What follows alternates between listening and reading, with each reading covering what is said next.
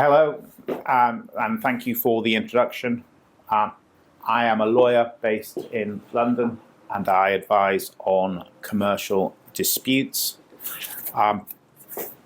In a previous role, I helped persuade the UK government to abandon its plans to build a new generation of coal-fired power stations.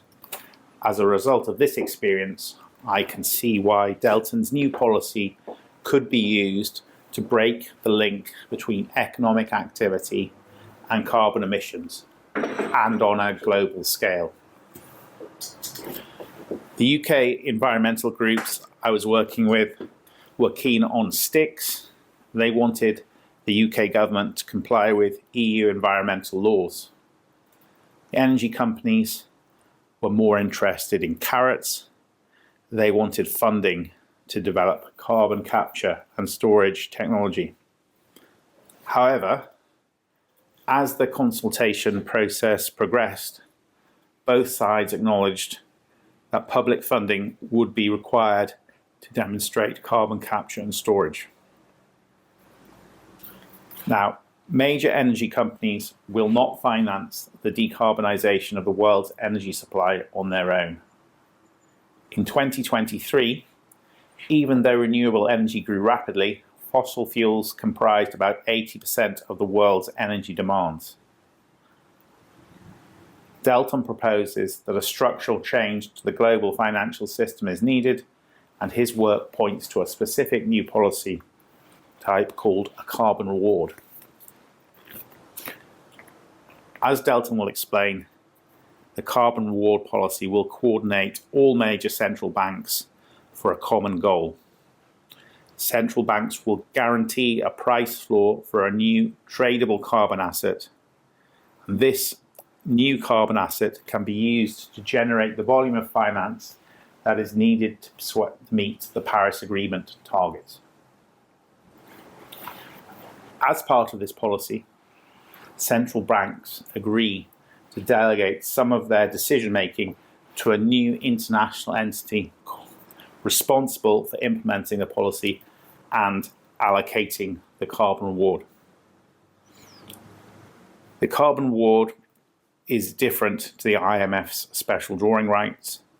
Importantly, the carbon reward will be granted directly to companies for their proven outcomes and not to governments. And perhaps the best way to persuade politicians that something is achievable is to design a practical solution that they are able to implement. One of the reasons why I favour Delton's carbon reward policy is that it provides a way to circumvent the national politics that are currently blocking effective action on climate change. With a carbon reward, long-term climate finance and strategic planning will become possible.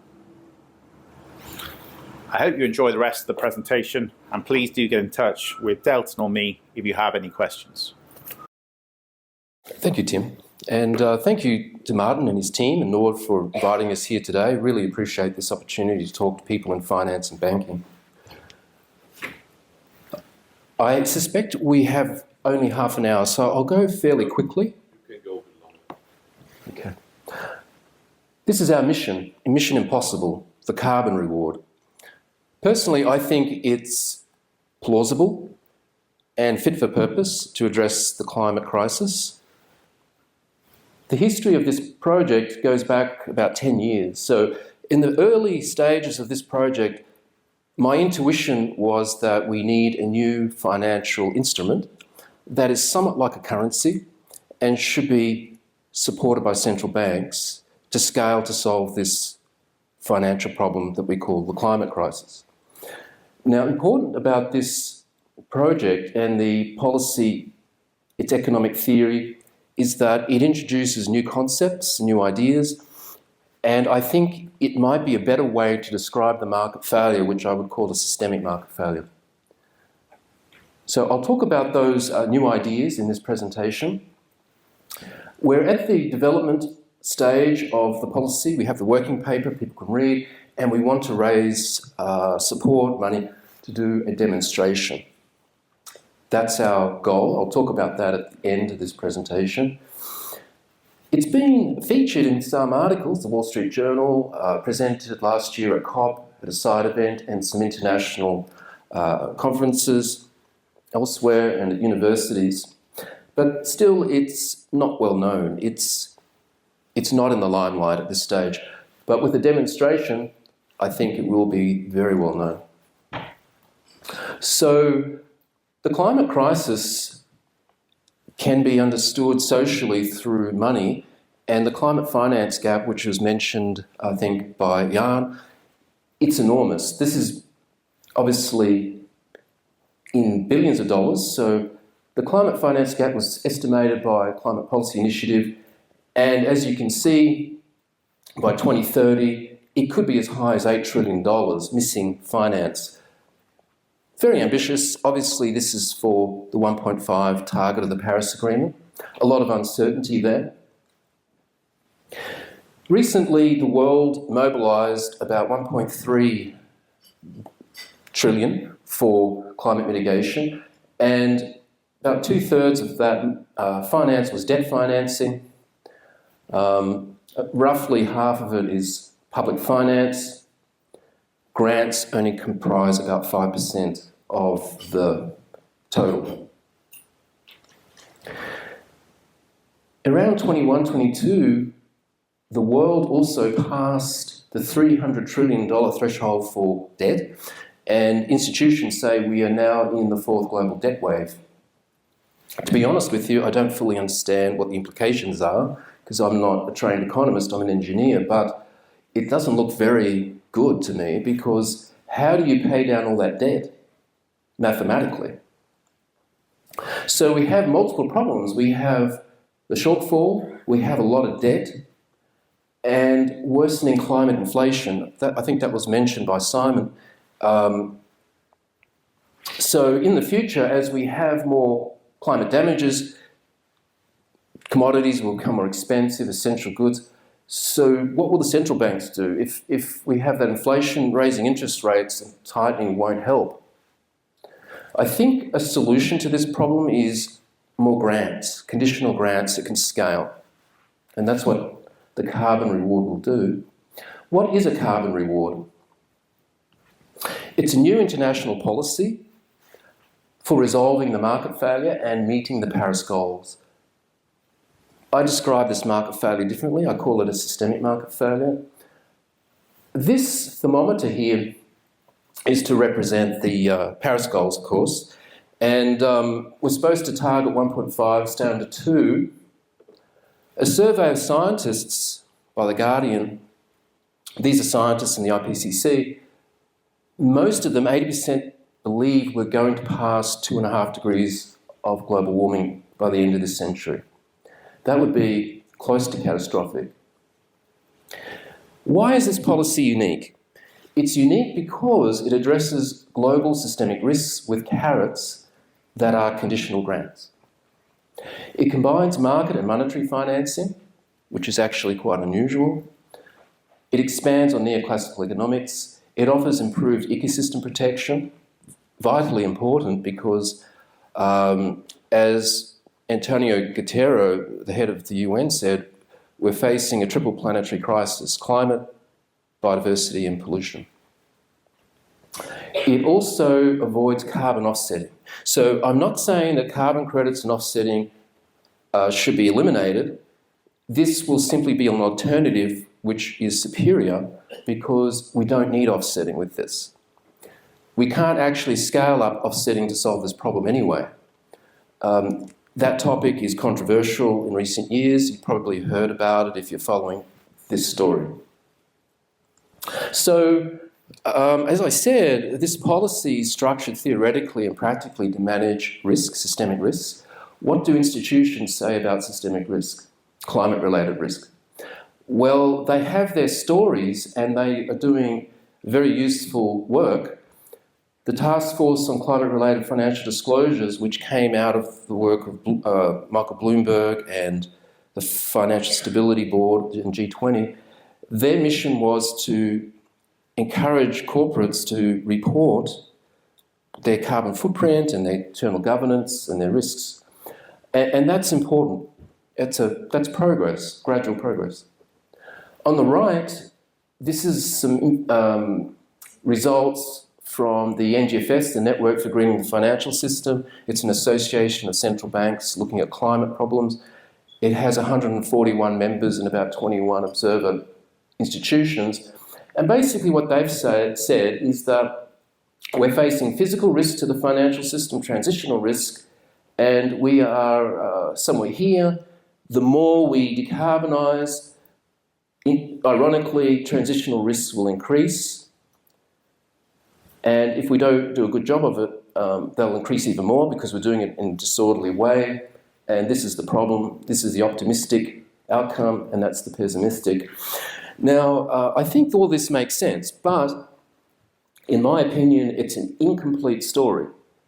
In terms of systemic risks, it's missing a lot of things. It's missing the cause and effect.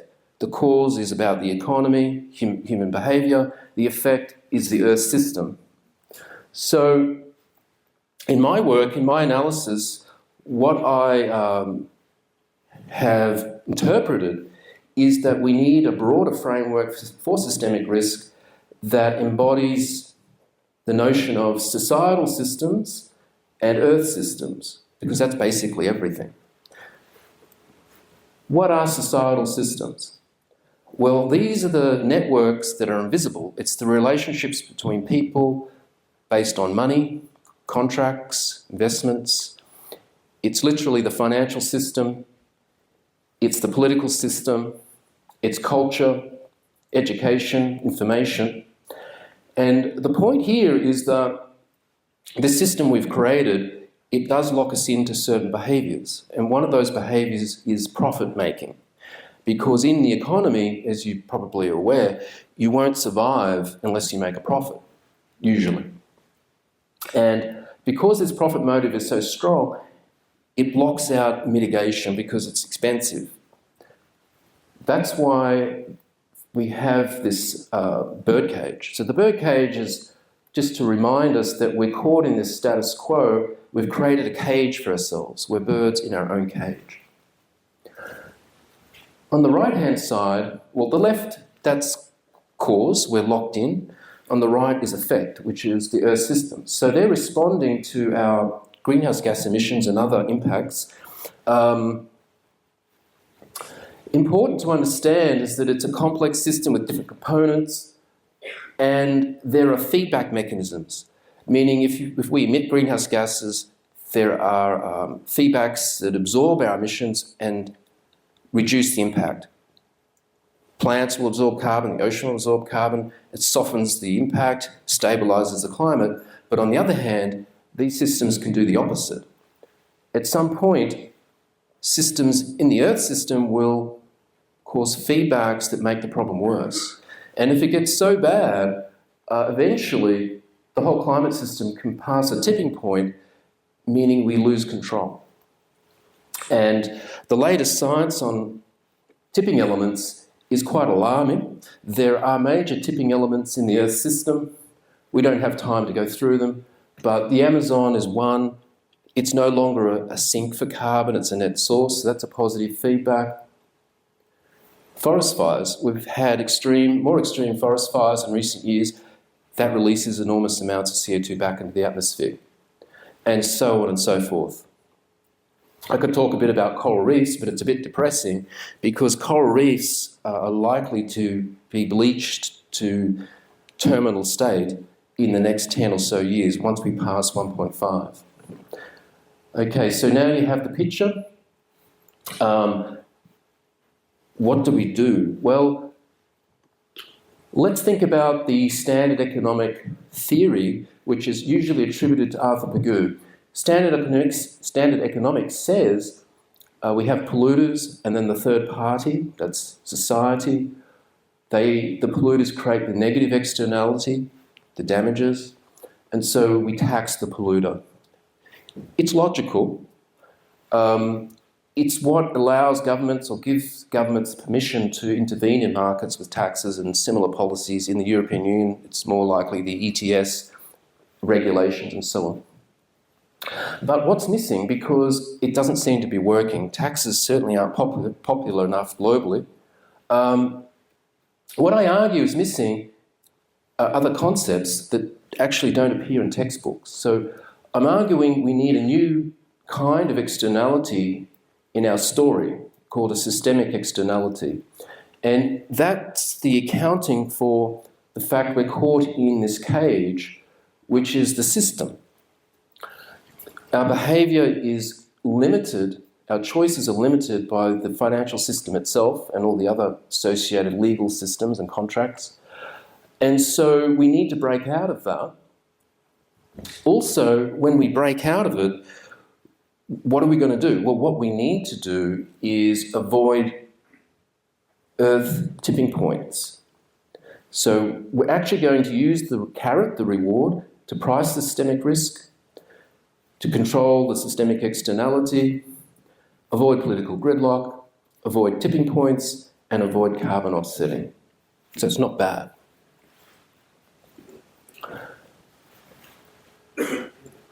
Now, when developing a market-based policy, this is market-based and monetary as well, you need an instrument, a tool, and the unit of account is very important for setting context. We give it the name XCC. That actually fits into ISO standards for experimental currencies and commodity currencies, because this is a commodity-linked currency. One unit representing 1 tonne of carbon dioxide equivalent strategically mitigated for 100 years or more. I'll explain what that means in this presentation, but it has a lot of nuance. One of the nuances is that we don't worry so much about fungibility. One unit doesn't necessarily mean 1 tonne of CO2 equivalent exactly. It just depends on the application. The most important concept, actually, is that we're going to use it to reallocate financial capital on a global scale. Remember, we need to mobilise the several trillions of dollars. So this will create a mitigate and trade market, which is the opposite, if you like, of cap and trade. The difference, though, is that mitigate and trade has never been proposed by economists. It does rely on the theory from Ronald Coase, the Coase theorem. You know, that theorem that says if property rights are well defined and transaction costs are low, well, you can reach a social optimum of cooperation. And that's what this is about, because you need a lot of cooperation to reallocate trillions of dollars. And so that's in a nutshell. So let's have a look at the financial mechanism. If this makes sense, then maybe the policy will make sense to you today. The financial mechanism is about supply and demand. If we can supply the XCC, and if we can manage demand for the XCC, then a price will be discovered. So, we're going to create, in theory, a carbon exchange authority under the UN probably, and it will have a balance sheet of assets and liabilities in a manner that's similar to a commercial bank, but it's not actually dealing with fiat money. It's going to issue the XCC to projects as a conditional grant. And so the contracts need to be very comprehensive, long-term, 100-year rolling contracts. But basically, with this approach, we can generate conditional grants and tranches to fund very big projects in decarbonisation across all sectors. So that's the basic concept. Demand. XCC will be traded in the foreign exchange market, and so if we can create demand in that market, if investors want to buy the XCC, it will have a price. That includes corporates, institutions, the public, anybody who wants it, a liquid market, $3 trillion a day, traded in the foreign exchange. Now, part of the story behind this policy, what makes it actually work, is the role of central banks that's proposed. So we need the guarantors to make sure that the XCC has a price floor, and I'll explain that in a moment, but When the central banks buy it, they will create bank reserves, and those reserves will go into circulation, and they'll record the XCC on their asset side of their balance sheet. This should include most of the world's central banks, if not the major ones, using a coordinated protocol, which I'll explain as carbon quantitative easing. Now, the Carbon Exchange Authority, what does it look like? It will be an intergovernmental agency. A lot of skilled people in finance, engineering, science from all countries will be involved. Their mandate is essentially risk management, looking at the climate problem through the lens of risk, systemic risk. It will be Paris-aligned for speed and scale. There's a bit of negotiation space there for what the target is. They'll have a currency board because the market value will be guaranteed to a certain amount, which I'll explain later. They're really a milestone grantor, meaning when they reward projects, it's not one sudden payment, it's many small payments or tranches at different stages of projects, pre-feasibility, feasibility, construction, and so on, to manage the finances responsibly. And it will set all the rules and standards, and it will be funded by the XCC. It will take commissions, so it's a self-funding organisation. Its main focus will be the energy transition, co-benefits, relieving debt stress, and I included the Der Spiegel article because I just wanted to point out that I understand that an energy transition won't be easy. There will be many challenges, but in a sense, we don't have any choice. If we set up the Carbon Exchange Authority with good technical skill sets, we can minimise those Energiewende problems. What about the demand side? What's going on with the central banks? Well, the main task here for the policy is to coordinate the central banks so they're acting together to act as guarantors. Each central bank will only be asked to purchase XCC according to the size of their economy, and there's a logic to this. You see, if we get them to expand the money supply to purchase XCC, and we do it in a particular way, we can neutralise the effects on exchange rates. So you use some sort of clever mathematics, economics, and you assign them purchase orders for their operations through time. That will form the public finance guarantee. It's the forcing function for the whole policy. It's equitable, long-term and reliable. Quite different to QE that we've experienced in the past. This is very long-term, very strategic. Now, I'm going to talk more about the practicalities of projects and carbon. And I'm noting the time, so I'll go fairly quickly. If I'm going too fast, just grab me at the conference or at the workshop and I'll answer questions. So this is the global carbon budget. The light blue represents what we have to avoid, reduce, to achieve a 1.5 degrees Celsius target. I'm not saying this is the target, but if this were the target. This policy is structured around funding the carbon removal and storage. If you're not aware, this is very important to understand. No matter what we do, we will always have significant residual emissions. It's just impossible to go to gross zero for technical reasons. So we will have to take carbon out of the atmosphere, whether we like it or not, if we want to go to net zero and stabilise the climate. Currently, I do not think there are any policies or serious discussions about how to fund that because it's so expensive. We're talking over $1 trillion per year.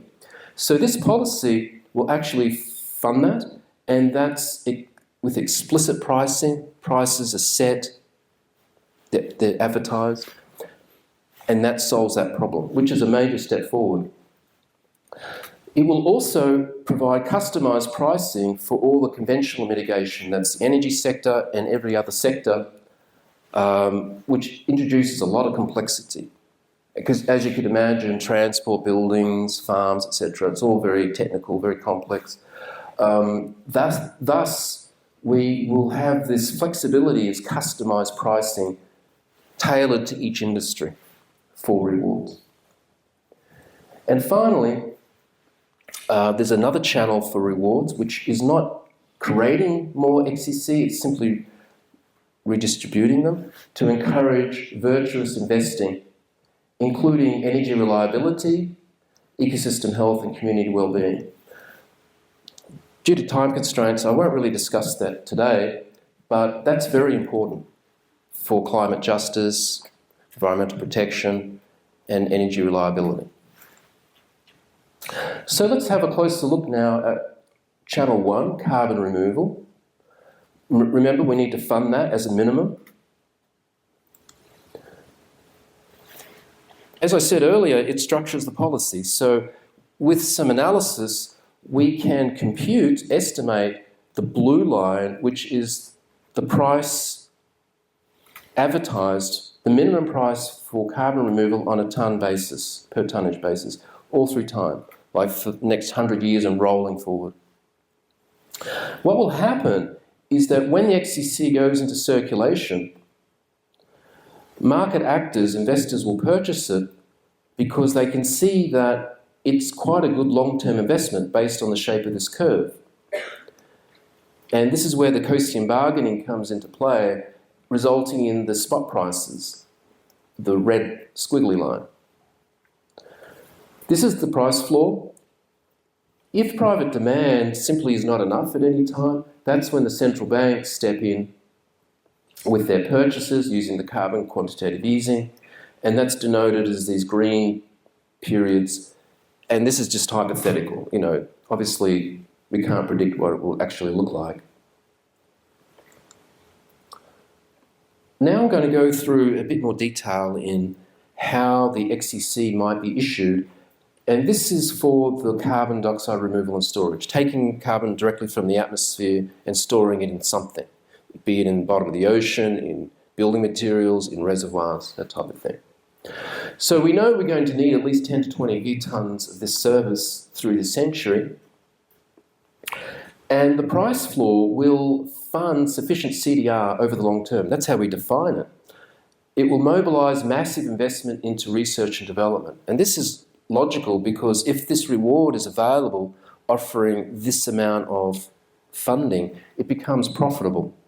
So investors and entrepreneurs, capital markets, they will invest in R&D to take advantage of it. And that will lower the long-term costs, which is a major benefit. The steps are, one, we create the market with the XCC, offer it internationally for carbon dioxide removal and storage. Step 2, the reward is offered one for one, fungibly, to remove and store carbon for 100 years or more. Their contracts, the XCC payments are based on the accounting and the milestones. We don't reward offsetting, or offsetting is just ignored. And then finally, we monitor under contracts that roll forward 100 years continuously because you have to keep the carbon stored away. So that's fairly straightforward. We're coming close to the end of this presentation. This is very important, this particular slide and the last couple of slides, because this is how we can use the carbon reward, the XCC, to very powerful effect. You might be aware that one of the problems we face in net zero is that countries around the world are planning to extract at least twice as much fossil fuels as would be allowed under the Paris Agreement. And so how do we flip the coin on that? How do we encourage fossil fuel companies not to mine? Well, we call it an energy asset exchange. We use the XCC strategically to leave fossil fuels in the ground. The energy companies then substitute the fossil fuels with clean energy, and this can reduce the debt stress for developing countries because they're reliant on fossil fuel extraction for revenue, and they also face high interest charges on their loans from the global north. So Then we also, through the Carbon Exchange Authority, coordinate supply chains with industries that are also important for using the renewable energy. And finally, we strategically apply this to protect biodiversity in communities. This number up here, I don't know if this is actually plausible, but the target for renewable energy per annum additional is 900 gigawatts by 2030.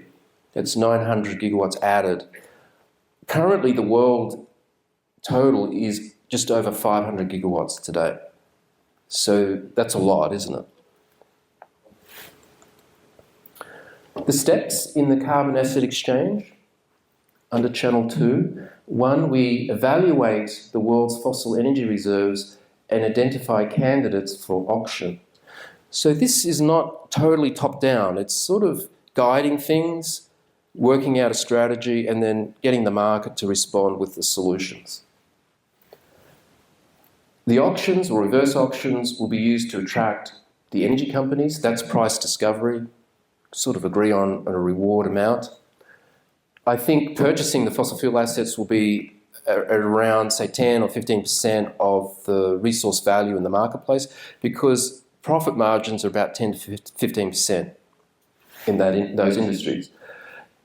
Number 3, the seller agrees to substitute their fossil fuel energy with clean energy, meaning they leave it in the ground and they're going to build out renewables or nuclear or hydro or whatever it's going to be. The exchange takes place, they get paid in tranches. The XCC is held in escrow. You don't want to give them a big lump sum. You have to make sure the projects are well managed financially, because they'll go through stages, pre-feasibility, construction, and you allow them to borrow. They can have debt finance, they can have equity finance, because you can scale up a bit or a lot. And then number 5, whilst this is happening, they're building and operating the energy asset which they own. So they have skin in the game, they own it, so they don't want it to fail. And then finally, if it's utility scale energy, it will continue on for some time, decades, and that they'll be monitored for performance. Because I didn't mention, but the policy can take XCC back. So if they're bad actors, legally they have to pay it back. So there's a price to pay for bad management. So I'm coming very close to the end now, and a couple more slides. A common question about this particular policy, is it politically feasible? What about inflation? So political advantages, you might disagree, but we're thinking it can overcome the free rider problem, which is the problem where countries can't agree on ambitious outcomes because of the costs for their industries. And it becomes politically dicey, politically dangerous to be too aggressive. So with the reward, if industry and businesses back it because they can see they can leverage their profits, it might all work out. There are no direct taxes. That's a very important selling point. Carbon QE will create fiscal space for governments. So what you've seen here is it's a way of taking the cost off the balance sheet of government, and so they have more ability to fund other things which are politically important. Financial capital will be reallocated via open markets. Remember, the XCC will trade openly, and that's how the mitigation cost is covered, through demand in the foreign exchange. If there's not enough demand, then the guarantor comes in and buys it, which are the central banks. So the cost-sharing model via uniform monetary inflation is equitable. Also, it doesn't impact trade finance through that mechanism.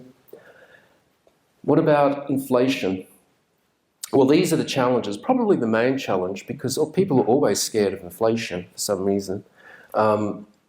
There is no free lunch. I think that's an economic principle. I agree. There will be periods of monetary inflation. And so what we're trading off here is avoiding climate inflation, which would be much worse. Monetary inflation can be temporary. Climate inflation generally probably can't. It will be permanent. Increased energy investing will crowd out some consumption. That comes from studies, not from myself personally, but economic analyses that seem convincing say that the amount of money that would need to go into the energy transition is so large, it will crowd out consumption. It will force us to save more and consume less. Okay, this is the last slide, and I just wanted to end on explaining how we could implement this policy. What's the roadmap to implementation? At the beginning, I mentioned we have a desire, actually our non-profit, its goal, its mission is to demonstrate over a few years. So we will need about $10 million, if anybody's feeling generous. And we'll do professional economic assessments, expert interviews, and role-playing with key stakeholders. We don't actually have to launch a currency or do anything complex with banks. It'll all be virtual and through, spreadsheet analysis and interviews. If it's successful, we'll attract a few countries to do a pilot, and we can earn revenue via training and certifications, which actually can be quite profitable. If a pilot goes ahead, I think what would make sense is to do an energy asset exchange, because that's such a powerful new concept. It would really promote this policy globally. Now, one way to do it is to buy out a small oil reserve or a small gas reserve. Say 25 million barrels of oil, 30 billion cubic feet. These aren't large. It would cost around 100 to 250 million to fully buy them out.